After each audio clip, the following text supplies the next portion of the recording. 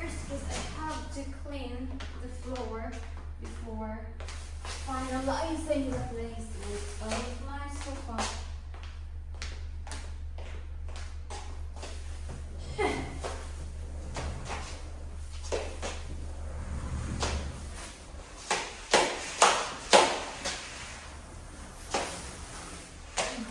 So at the moment, this is what it looks like. It's a mess and a chaos because we have few weeks left before it finished everything, and I can't do anything in the living room and even in my dining room until the bathroom is finished and until the kitchen is finished. Otherwise it will be just all dusty, all muddy with all the equipment, materials, cement, bricks, or whatever materials that needs to be done before I do my painting and polishing and designing everything. So I'll keep you in the loop, and I'm really excited for the finished result.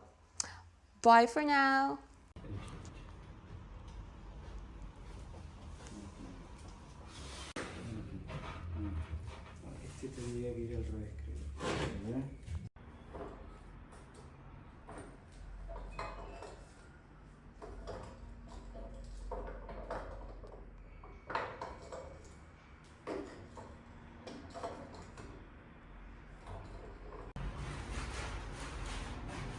So it's modified.